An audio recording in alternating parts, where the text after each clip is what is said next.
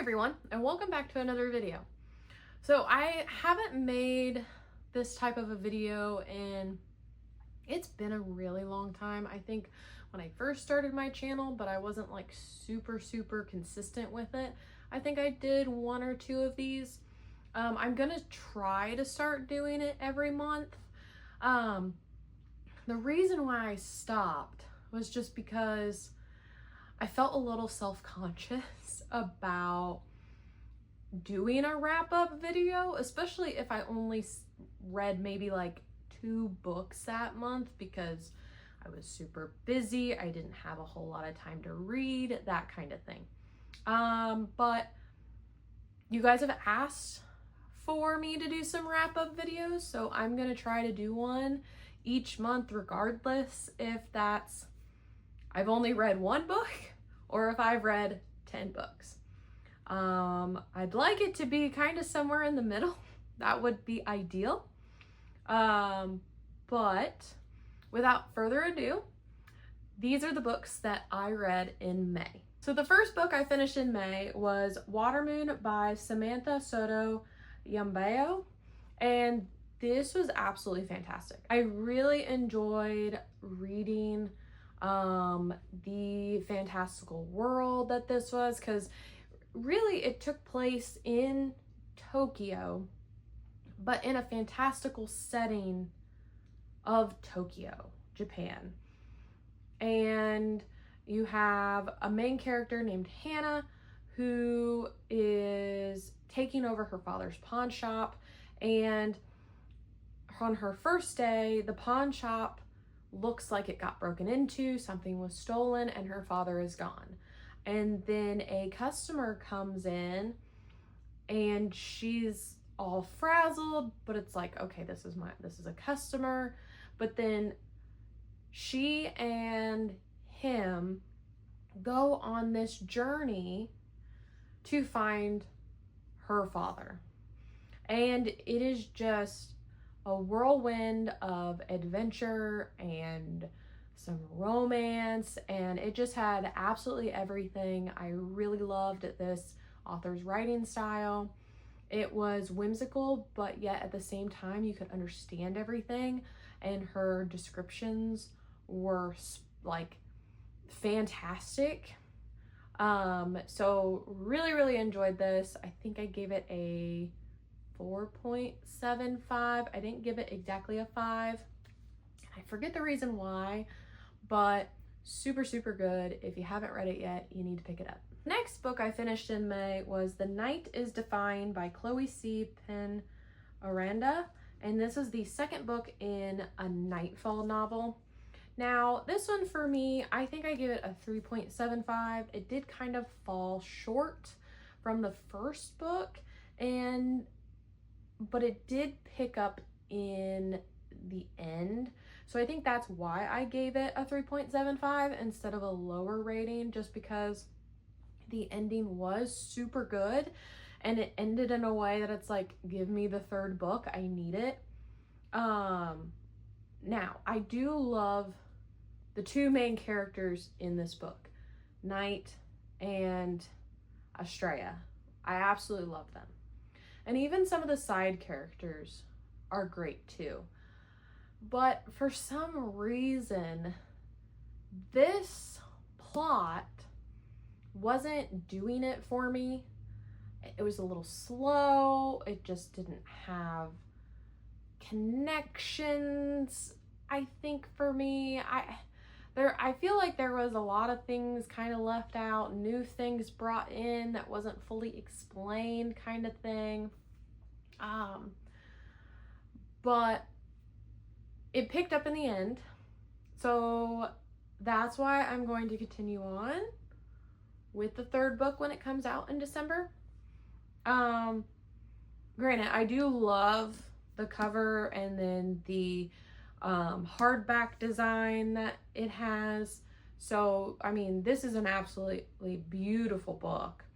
And I really hope the third one is much better than the second one. The first one was fantastic. But this one did kind of fall short for me, but not enough for me to not continue on in the series. So we will see how the third book turns out when it comes out in December. Then the next book I read in May was none other than Quicksilver by Callie Hart. Guys, I am a Kingfisher girl through and through. This book, I need the second one ASAP, guys. ASAP. Like, this is super, super fantastic. I loved the banter between Kingfisher and Ceres. I loved the Fae world. I loved the world that Ceres was in before she got into the Fae world. I love Carrion. He is a fantastic side character, and just everything about this was absolutely perfect. And I mean, this is a dark romance. Like, it starts off gory. And for some reason, I knew it was a dark romance. I didn't think it was going to be that graphic. I was like, dang, we're starting off hard. Like, wow. But I loved it. I absolutely loved it. So I have the new covered book coming of Quicksilver. It's coming out in August, I think. August. And then just so that way it can match Brimstone that comes out in November. But don't worry, guys. I'm not getting rid of this because, I mean, maybe it'll be worth something someday. I don't know. But absolutely fantastic. 5 out of 5 stars. If you haven't picked it up yet, get on the train because it's fantastic.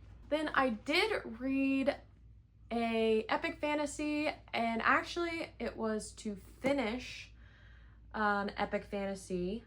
And I'm glad I have finished it. I can say that I am not one of those people that have only watched the movies and never read the book, and that is The Return of the King by J.R.R. Tolkien, which is part 3 of the Lord of the Rings saga by him. So yes, I have finally finished The Lord of the Rings. It was a fantastic time. As I got through the books more, I was able to read them faster.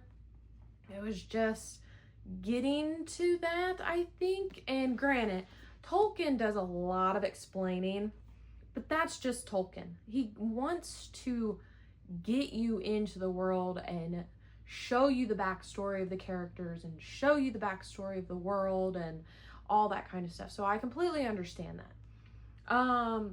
Sometimes it was a little too much for me, but I can understand why. And I did not read the appendix. I just at that point was not ready for a history lesson yet. So I'll probably go back at some point and read all of the appendi that is in this third book. But right now, I can say that I've finished The Lord of the Rings. It was a fantastic time, and I'm so glad that I have these on my shelf. Then the last book I finished in May was none other than Fearless by Lauren Roberts. This was a 5 out of 5 stars. It was absolutely fantastic. It gave me everything I wanted of the yearning, the yanks, the forbidden romance, the sneaking around, the trials, and all kinds of stuff. And I was here for it. And it was an absolute roller coaster of an emotional read for me. And I loved every single minute of it. And if you have not picked up the Powerless series, you need to do that. It is absolutely fantastic. You will not be disappointed. Well, guys, those are all the books that I have read for the month of May. Let me know down below what books you read in the month of May, because I would absolutely love to know. I'd love to chat with you about it. And maybe some of those I will add to my long list of my TBR. So don't forget, like, subscribe, and be good people.